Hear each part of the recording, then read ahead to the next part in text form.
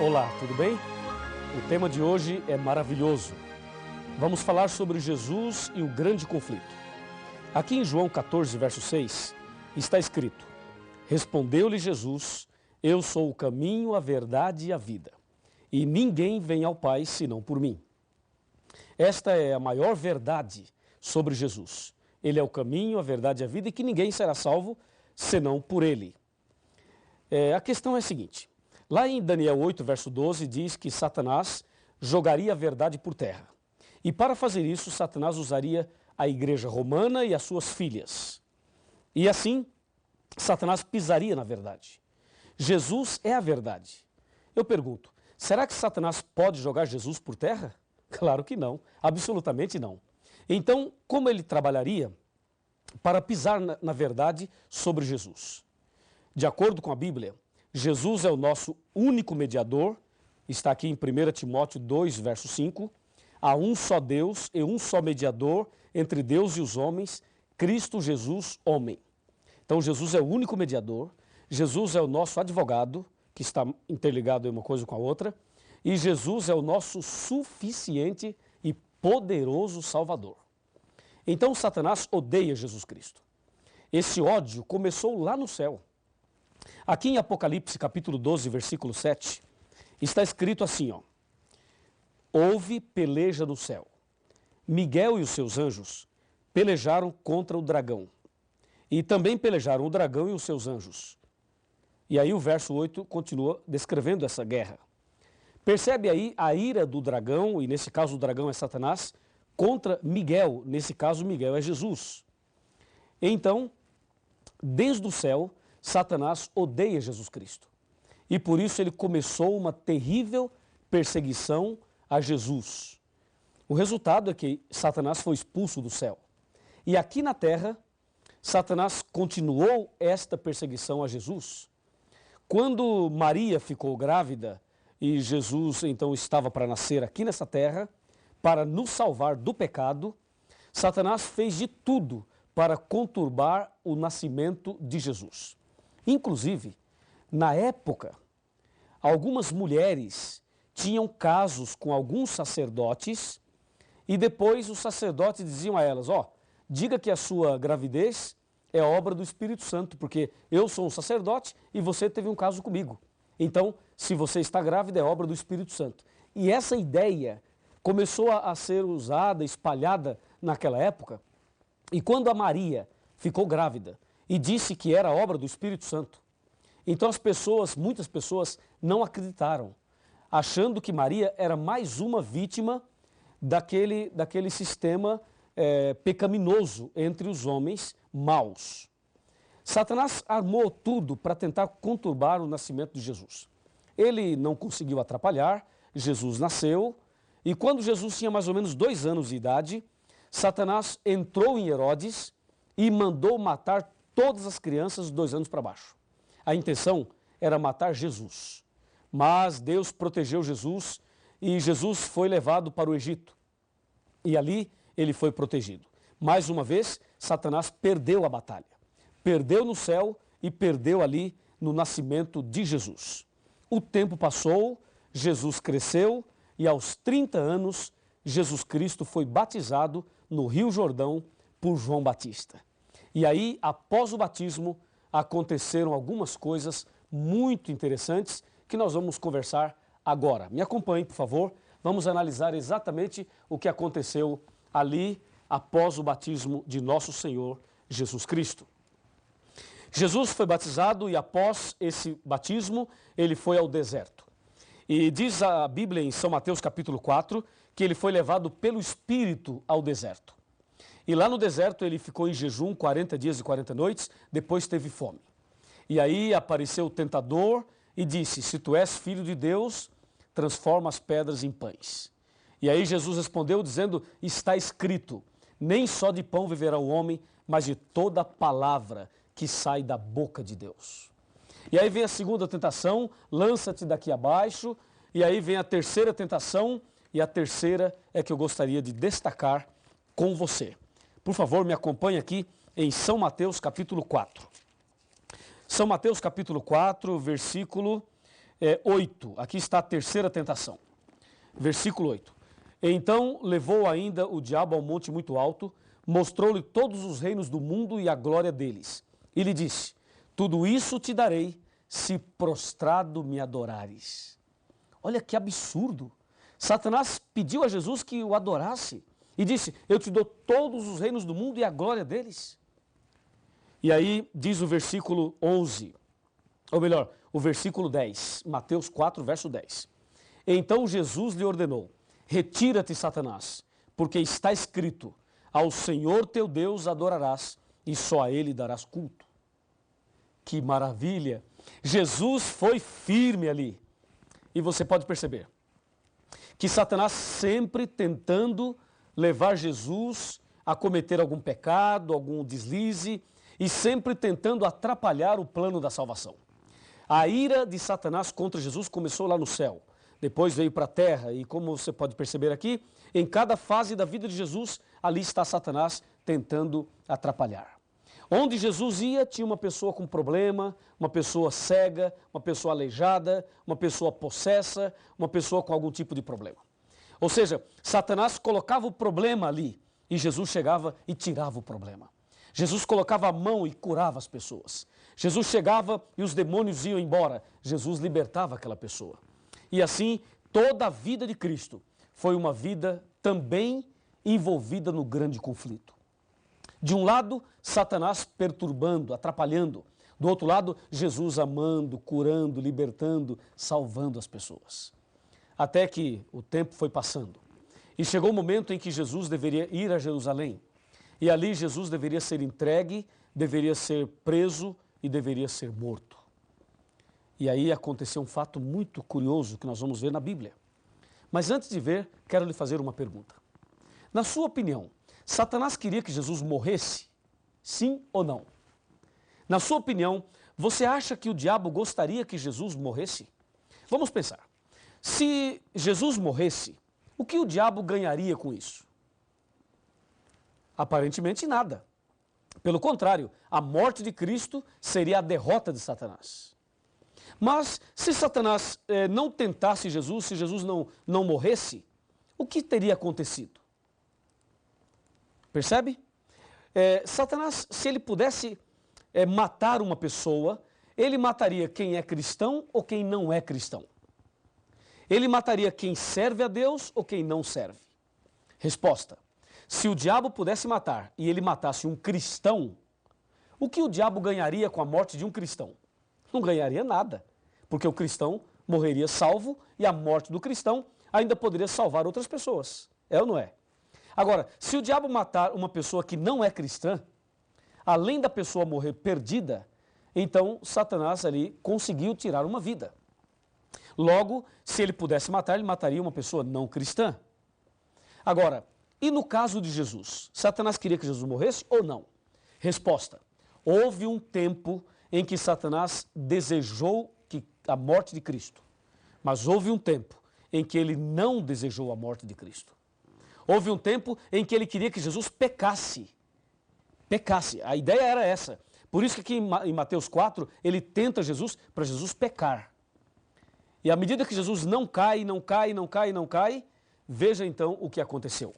Mateus capítulo 16. Abra sua Bíblia e veja o que diz São Mateus 16.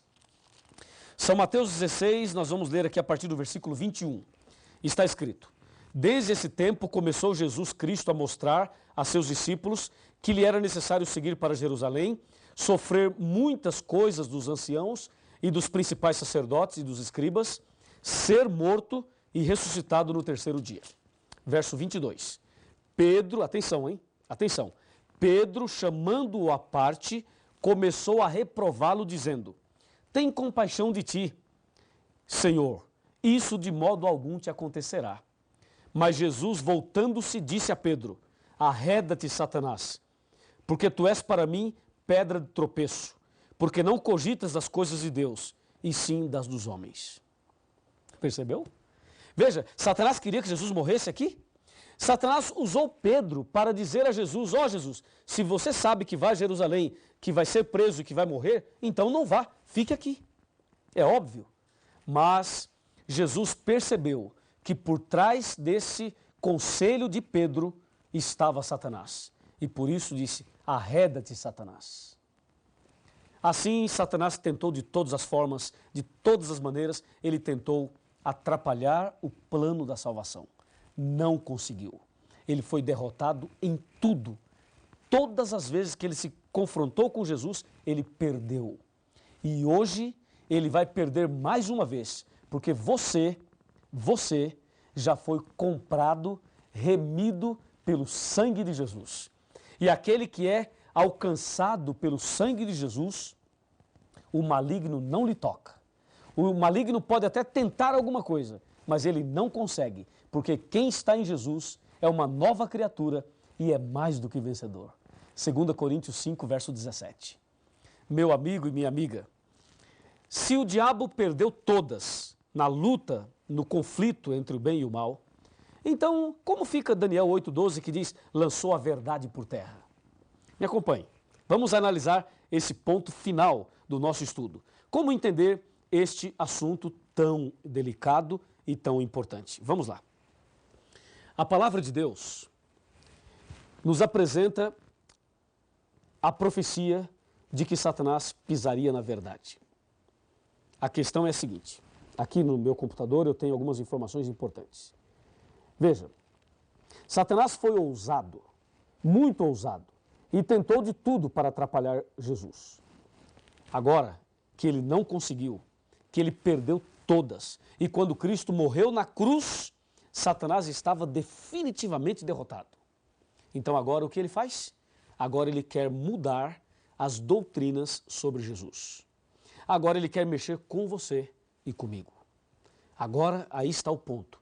Já que ele não conseguiu mexer com Jesus, não conseguiu atrapalhar Jesus, ele agora quer mexer na doutrina de Jesus e também na vida daqueles que querem seguir Jesus.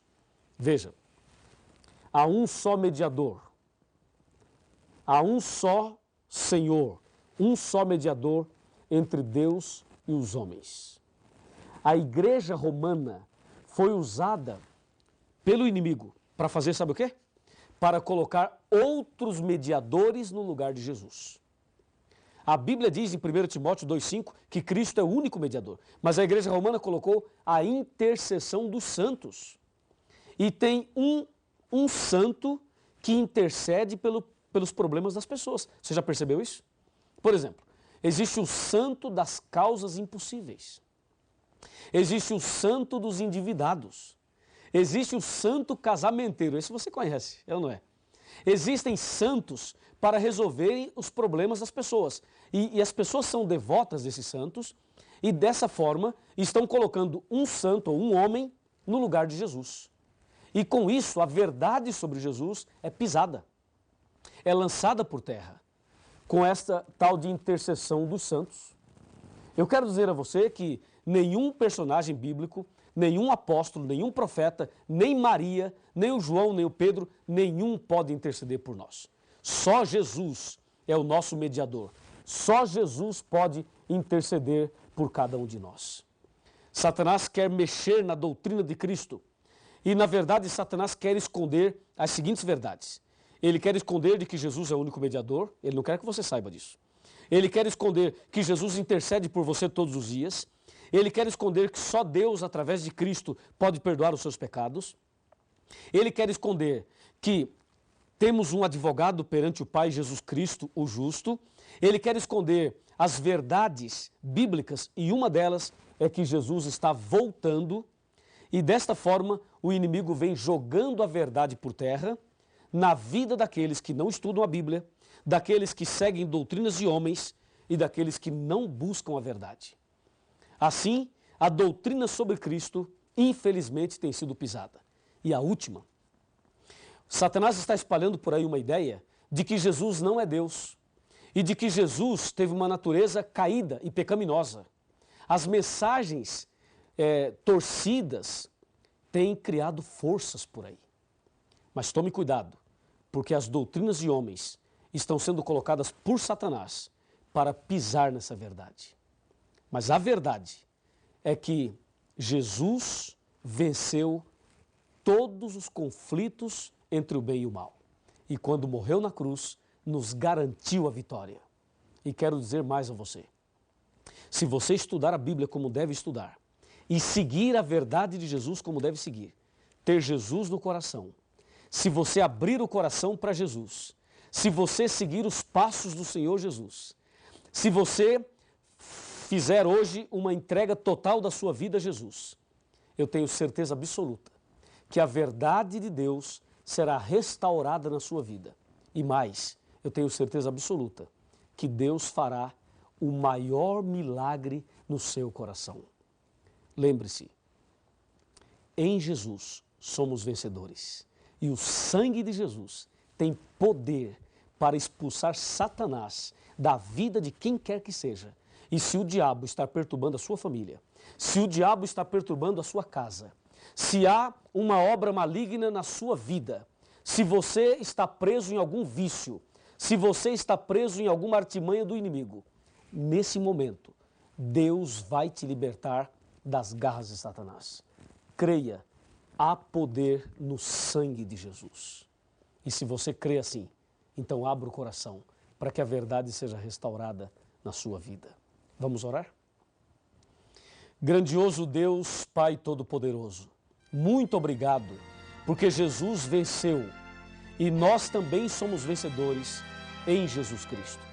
Eu entrego nas tuas mãos esta pessoa que está orando comigo nesse instante e que o teu poder se manifeste na vida dele e na vida dela. Em nome de Jesus. Amém. No trono do viver só existe lugar para lugar de quem governa todo o ser. No trono do viver só pode haver Senhor. Se forem dois, será amado, outro rejeitado. Vem, decide agora quem vai ocupar seu coração. Mas lembre, se ele não for o primeiro em seu coração, então já não é mais nada, não passa de uma ilusão. Mas se ele for o primeiro, o seu companheiro, motivo do seu existir, você vai viver, você vai sorrir, você vai vencer.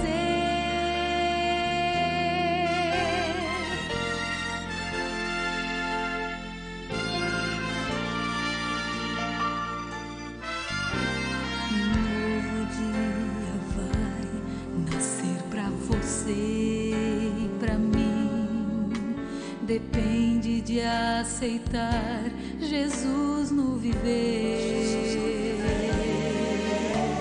É hora de beber da fonte da vida.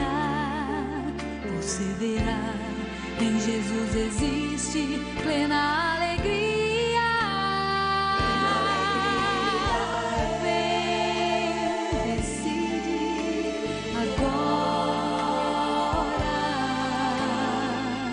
Quem vai ocupar seu coração? Mas lembre, se ele não for o primeiro em seu coração, então já não é mais nada, não passa de uma ilusão.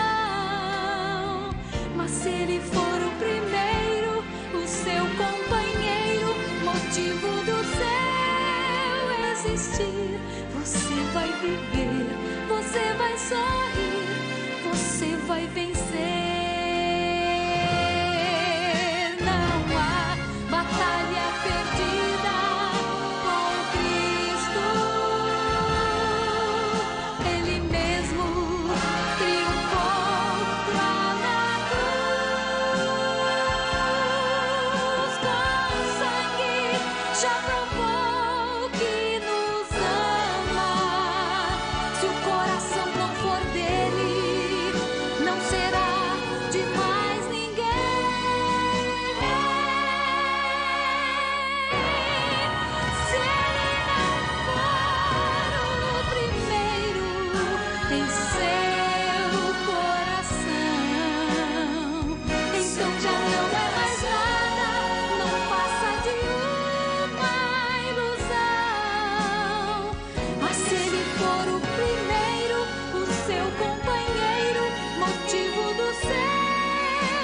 existir. Você vai viver, você vai sorrir.